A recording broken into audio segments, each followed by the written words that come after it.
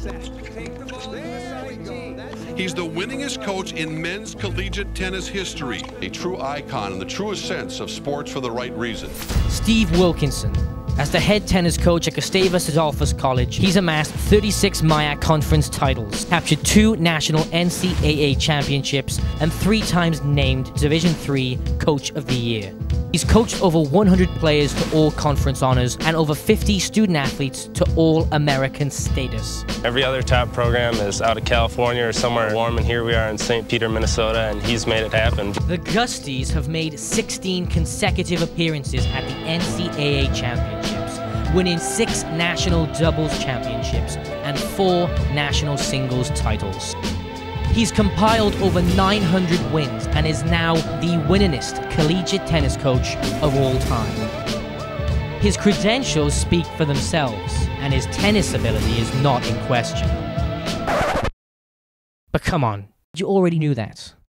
What is in question, however, is who really is Steve Wilkinson. He's the only person I've ever met who hasn't had a Coke or gone to McDonald's. I don't think he's aged since he was 40. Does he own half of St. Peter? People think he owns Subway and Domino's. I feel like he's got a hand in every honeypot. Does he really only sleep for 3 hours a day? He doesn't sleep like the rest of us. Has he ever spent more than $5 on a meal? A spring trip with, I think, 23 in a van to Millsaps, Louisiana. Stayed in the locker rooms of the football team. We're staying in this church. The guys are sleeping on the altar, I think. In this documentary, through the words of his players, we're going to explore the man behind the numbers. Everything about his personality, about his life, is just bigger, larger than life, really. The man is unbelievable. He's the reason why I have the life I do. Look behind the matches and the trials and tribulations of Gustavus tennis. Explore the influence and impact Wilk has had on his players and the many lessons he has instilled in us during his tenure at Gustavus. This is Steve Wilkinson, the man behind the numbers.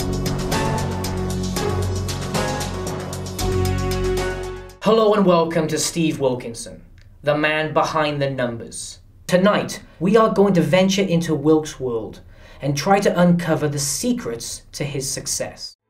But let's start at the beginning. Come on.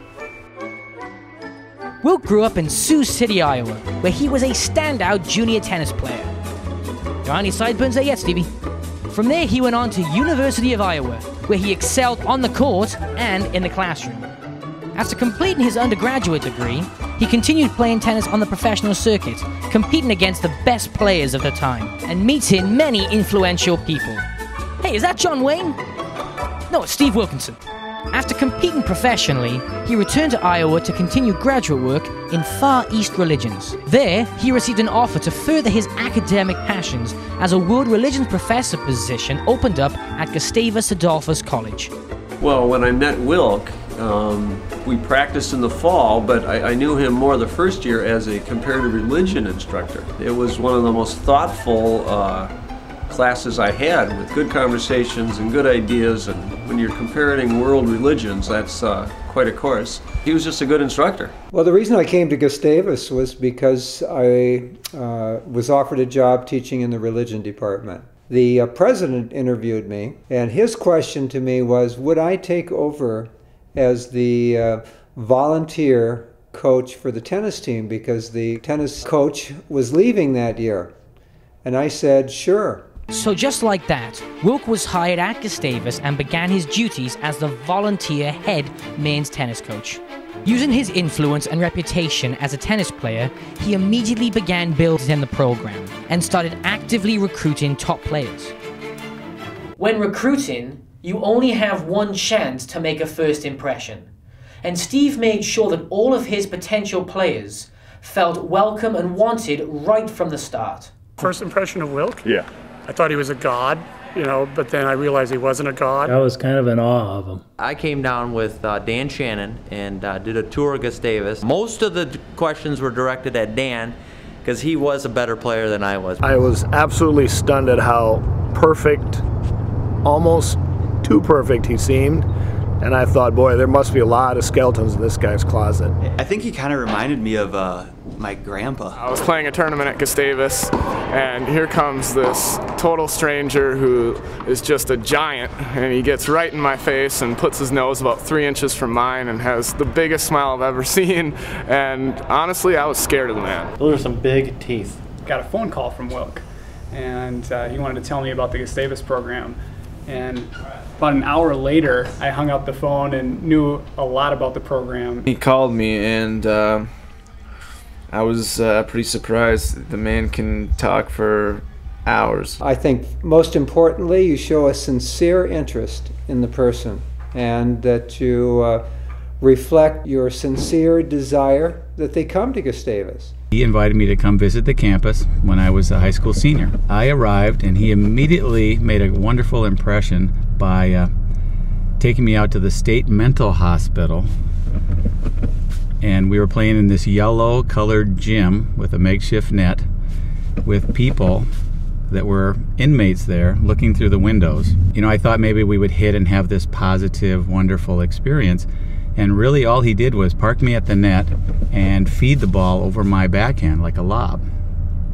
And then he would say, you know, don't do a backhand overhit. I was a little scared of him, one, because he was so old, and two, probably because he was so wise. He was a little bit older than I thought. I just saw the way that his team was running their practice, and it was actually even after the Rolex tournament, so there was nothing really directly at stake, you know, until the spring season, and they were still working really, really hard and playing as hard as they could and competing, and it was obvious that that was because of Wilk. Even before I think he introduced himself, he sent me over to one of the outside courts to play a challenge match.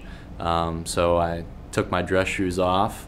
I think he had some sneakers that he had me borrow, and he had me play a challenge match. I had heard how great a tennis player he was, but he didn't look like he was much of an athlete, really. I ended up playing him, and he smoked me pretty good. I still have yet to beat him in 2 out of 3 sets. As he got older, I got fatter. On the court, Wilk's pupils quickly learned that their tennis coach was a force to be reckoned with. Wilk was tough to beat. He could beat all of us in practice. And if anybody could beat him, it was like a rare moment. A year before, I was supposed to come to Gustavus in my senior high school, and we played a 3-set match, and he beat me 7-6 in the third, and basically made me feel terrible about myself. And if I couldn't beat a 60-year-old man, I had no idea how I was going to play tennis for a college team. We're these young 18, 19, 20-year-olds, and we're getting run around and beat up by a man who's, you know, senior citizen. It was my goal initially, first of all, to beat my mother in tennis. And then it was my goal to beat my dad. It was just sort of built into my upbringing. But he didn't stop there. We were huge underdogs whenever we were playing a Division I school. But Wilk, after we would lose our match, you know, pretty decisively, he would somehow hook up with the #1 player for their team. So we would be sleeping or hanging out at the hotel, and he would go out, usually in his street clothes, and play the #1 player from this Division I team, and he always beat him. He always beat him. They never knew what hit him. One of Wilk's first star players was the notorious Dave Peterson. Under Wilk's command, Dave captured Gustavus's first national title and helped put Gustavus tennis and Steve Wilkinson on the map. A controversial player at the time and elusive by nature, we were able to track him down in the jungle of northern Peru and hear about his first encounter with Wilk.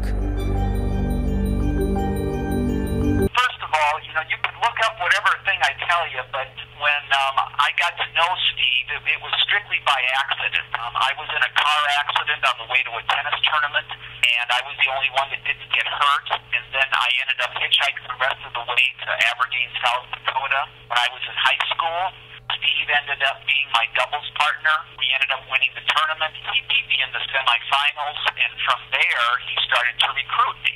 Only Steve Wilkinson could take a car accident victim and turn him into his first ever national champion.